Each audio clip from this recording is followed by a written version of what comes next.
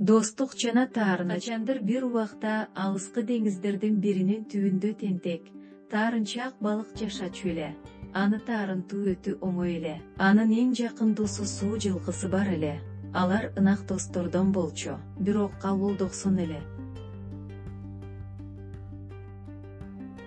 Ошондой окшош күндөрдүн биринде тентек балык суу астындагы бир мет жаткан кабырчыктан мунара куруп ойноп жаткан эле.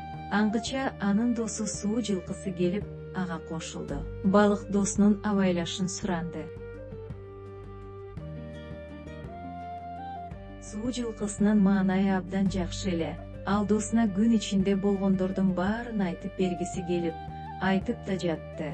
Балыктын мунарасына таң калып да карап турду. Балык сыймыктануу менен ага кантип жасаганын айтты. Аңгыча суу жылкысы байкабай, балыктын мунарасына тийип алып, кулатып жиберди. Балыктын ачуусу келип, аны менен урушуп да кетти. Ал досуна ачуусу менен көп оор сөздөрдү айтып, аны таарынтуудан корккон жок. Ушунчалык ачуулангандан мурунку эски таарынычтарын да айтып өттү. Суу жылкысы дароо кечирим сурады.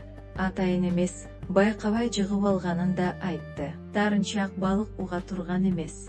Айласыз, суу жылкысы аны угуп жатты.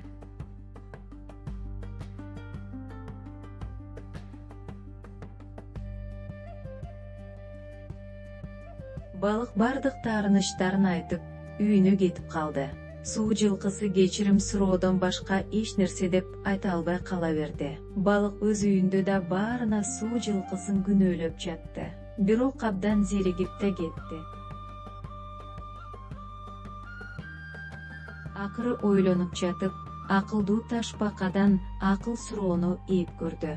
Акылдуу ташбака анын да туура эмес кылганын айтты. Кечирим сураса да, досуна таарынган катачылык экенин түшүндүрдү. Эми балык ойлонуп калды.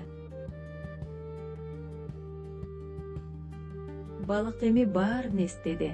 Канчалык оор сөздү айтса да, досу ага эч жаман сөз айтпаганын эстеп уялып да кетти. Ал тезинен досун таап, кечирим сурамай болду.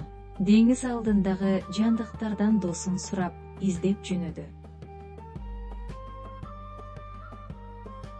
Балык досун араң тапты.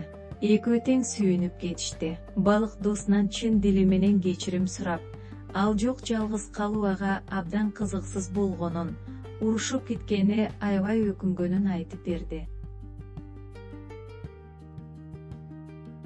Суу жылкысы менен таарынчаак балык эми кайра биргеликте мунара курмай болушту. Бул ирет суу жылкысы абдан аяр болуп, мунараны кулатпоого болгон аракетин жумшады. Булардын мунарасы баштагыдан да бийик болду. Керемет. Эки дос тең достук эң чоң байлык экенин түшүнүштү. Эми алар эч качан урушпай, дайыма бири-бирин түшүнүүгө убада беришти. Анткени жалгыз ойноо, жалгыз калуу кызыксыз экенин билишти. Муну өзгөчө балык жакшы түшүндү, сезди.